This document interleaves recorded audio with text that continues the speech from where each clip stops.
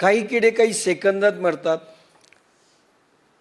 कापसावर पहा, कापूस असताना फुलपाखरू उडतं. त्याचं जर प्रोसेस लक्षात आलं, सगळं संपूर्ण लाईफ कळंबरकरला माहिती आहे 21 दिवसाचं असतं. Only 21 days. ते फुलपाखरू अंडी घालतं.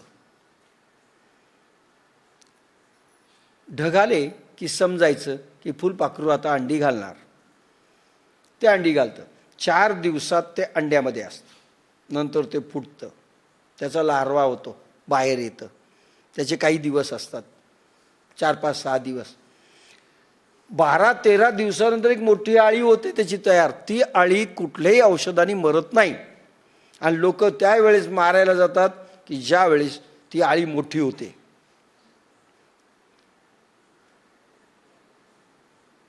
ती विशेषतः लार्वा स्टेजमध्येच मेली तर मेली, नाही तर तुम्हाला ती मारलं म्हणून समजा त्या बोंडाला.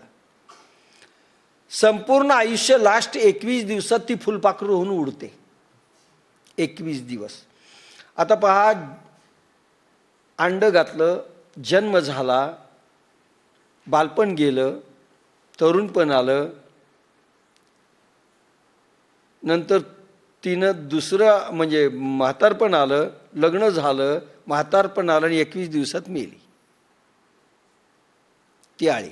आपल्या दृष्टीनं तिचा कार्यकाल क्षुल्लक आहे का नाही 21 दिवस म्हणजे, पण त्यांच्या दृष्टीनं बापरे 21 दिवस जगले, काही सेकंद जगले. अहो काही सेकंदात म्हातारपणही आलं, लग्नही झालं, मॅरेज डे, बर्थडे, सगळं सगळं सगळं त्याच्यातच. आपलं देवाच्या दृष्टीनं आपण काही सेकंदाचे आहेत. 80-90 वर्ष एक सेकंद देखील नाही. हा फुगा फुटला जसा बुडबुडा. म्हणून म्हटलंय चैतन्याच्या पडद्यावर त्यांच्या आयुष्याच्या दृष्टीनं आपण केवळ बुडबुडा आहे. 60-70 वर्ष आपल्याला वाटतं खूप खूप खूप जगलं, काही जगलेले नाहीत. देवयुगामध्ये, सत्ययुगामध्ये माणसं 60-60 हजार वर्ष सहज जगायची. आता 60 वर्षाची मारामार. 60,000 वर्ष कुठून आयुष्य आणावं? 60 वर्षाची. त्यावेळेसच्या माणसाला सांगितलं किती वर्ष जगले? 60 म्हणजे ते म्हणते क्षुल्लक, थर्ड क्लास लोक आहेत. 60,000 वर्ष तप केलं म्हणे, कारण वायू तत्व प्रधान शरीर होती. आता अन्नमय शरीर आहे. अन्नम तिन्नवा शिवाय आपल्याला तर काहीच होत नाही. खायला पाहिजे, प्यायला पाहिजे, झोपायला पाहिजे. यांचे आयुष्य फार कमी आहेत. अन्नाशिवाय जी माणसं जास्त राहू शकत नाही, आयुष्य मर्यादा कमी झालं म्हणून समजा. 11 वाजले, आपल्याला जमत नाही, चक्कर यायली समजायचं. इंडिकेशन घंटी जरा आरोग्याची विचित्र वाजलेली आपली. आता तो विषय नको. काय म्हटलं? वारा वाहणं थांबलं. तसा चैतन्याच्या पडद्यावरचा 70-80 वर्षाचा, 100 वर्षाचा बुडबुडा आहे. बुडबुडा 1 सेकंद नाही, क्षुल्लक आहे. तुम्ही स्वतः भगवान शंभू 37,000 वर्ष एकदा गेले की आपले 37,000 वर्ष तप करत बसतात. 37,000 वर्ष. आपले तर 37 लाख वर्ष. या 37 लाख वर्ष भगवान शंभू समाधीत राहतात. आपले किती जन्म होतील? 37 लाख वर्षात आपले किती जन्म होतील? भयानक. म्हणून म्हटलंय चेतनेचा बुडबुड आहे. आपल्याला वाटतं फार जगले, बरं फार कशाचे जगले.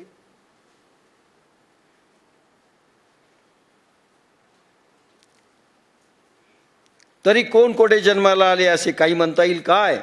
गतिशक्तीमुळे अनंत आकार दिसतात, गतीमुळे भ्रमपास होतात. गतीमुळे आकार आलेले. एकदा ती लाट उसरली, संपलं. अरे एक भूकंप झाला तरी आत जातात की सगळे. डर. पूर्वीचे गेले ना, डायनासोर कुठे आहे? केवढा मोठा डायनासोर होता, आज आहे? गेला काळाच्या प्रवाहात. द्वापर कालामध्ये 5000 वर्षापूर्वी 12-12 फुटाचे माणसं होते. द्रौपदी 10-12 फुटाच्या कमी नव्हती. आज पुन्हा खुजी झाले सगळे. आता थोडासा काळ चांगला येणार आहे, थोड्या उंची वाढायला लागली. पहा, पोरापोरींची 6-6 फुटापर्यंत चालली सध्या उंची.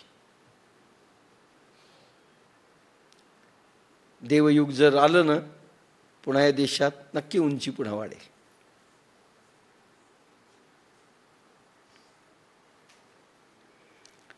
अनंत आकार दिसतात, गतीमुळे ब्रह्मभास होतात. म्हणजे ब्रह्मभास आहेत सगळे. तेची वायूचे स्फुरण ठेले आणि उदक सहज सपाट झाले, तरी आता काय निमाले विचारी पा. तेच वारा वाणे थांबले आणि पाणी आपोआप स्थिर झाले. ते काय नाही झाले याचा विचार कर बरे. गतीप्रमाणे आकार विकार, स्थिरतेत निराकार अविकार स्थिती असते. गतिस्थितीप्रमाणे मनबुद्धी असते. रक्तरंगानुसार अवस्था प्रगट होतात. वायूचं स्फुरण झाल्याबरोबर गती हल्ली म्हणून लाटा दिसायला लागल्या, म्हणून चेतनेवर ते मायेचा प्रवाह आला म्हणून तुम्ही जन्मले. पण तुमचा जन्मही नाही, मृत्यू नाही. एक बुडबुडेत भ्रमभास आहेत, तुम्ही संपले. म्हणून हिंसा आणि अहिंसा करतोय मी म्हणणं हे देखील पापच झालंय. लक्षात घ्या, असा विचार या.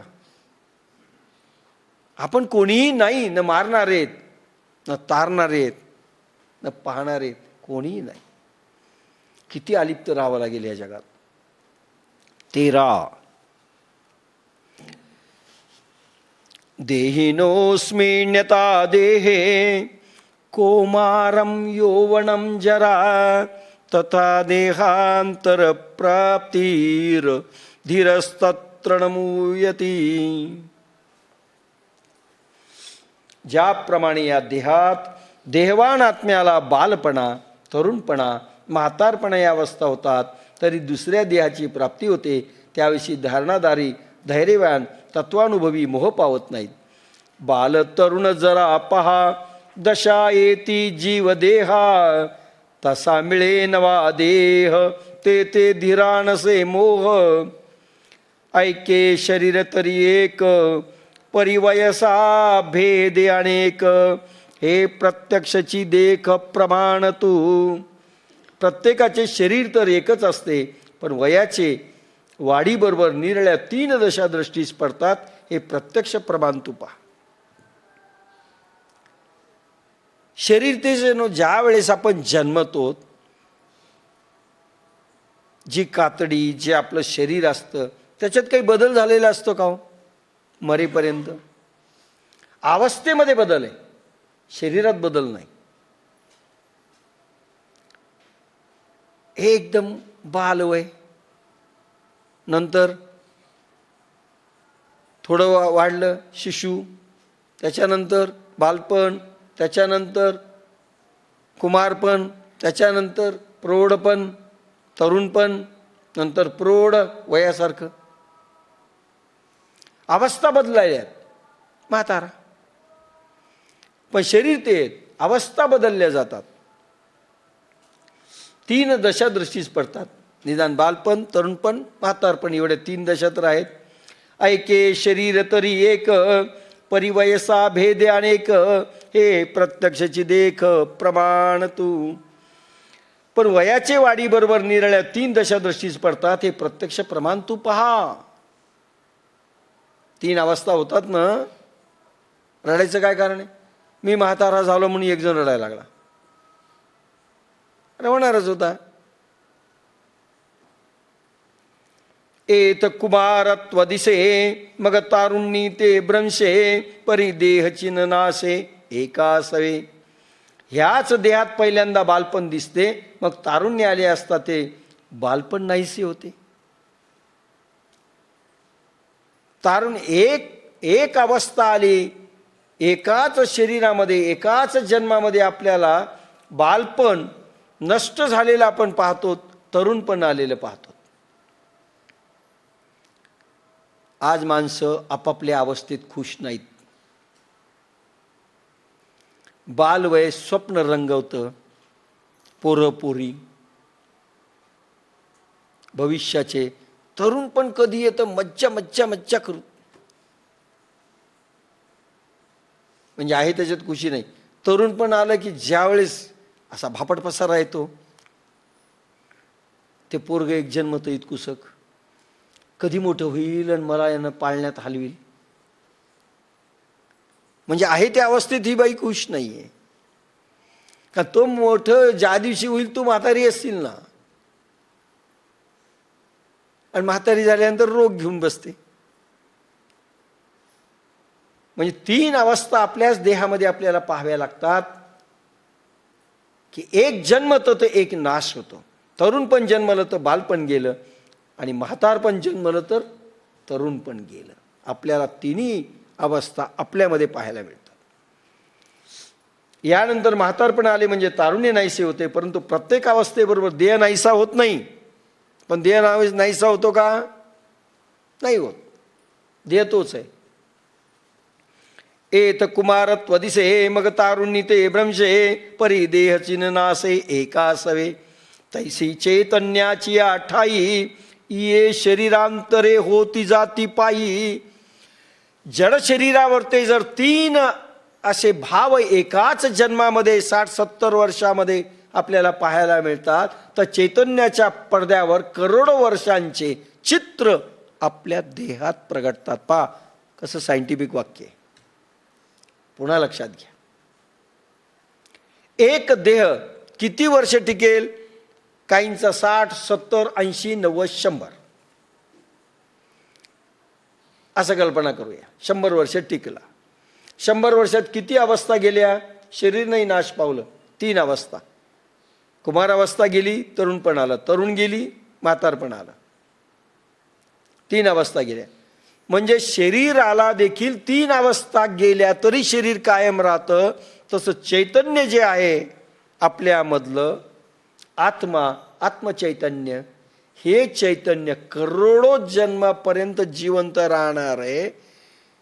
तर त्याच्या अवस्थेत त्याला करोडो देह धारण करावे लागणार आहे. लक्षात घ्या. जसं आपल्या देहाला कुमारपण धारण करावं लागणार, बालपण, कुमारपण, म्हातारपण, तरुणपण, हे तिन्ही अवस्था घ्याव्या लागणार. तसं चैतन्याच्या देहाला, चैतन्य देहाला जड शरीराच्या हजारो करोडो जन्म घ्यावे लागणार. रडायचं काय कारण आहे? पहा, लक्षात घ्या. किती सुंदर उदाहरण आता लक्षात आलं असेल तुमच्या. म्हणजे जड शरीराला 3 अवस्थेतून जावं लागतं, चैतन्याला करोडो जन्मातून जावं लागेल. करोडो शरीर धारण करावे लागतील. तैसी चैतन्याची आठाई, ये शरीरांतरे होती जाती पायी. शरीर बदलत जाणार. तो चैतन्य आपल्यामधलं बदलत जाणार. हे डच्चर झालं, फेकून देईल, दुसरा देह धारण करेल. मग आपल्याला वाटतं मग काय, मारायचं असेल मग कसंही मरू, पण डुकराचंही शरीर तो घेईल ना. कारण तुमच्या कर्मामुळे चांगले खात्यापित्या घरचे होते इकडं, आता तिकडे वाईट खावं लागेल ना. काय चैतन्य तुमच्या कर्मावर जन्म घेईल, जन्म घेणार ते.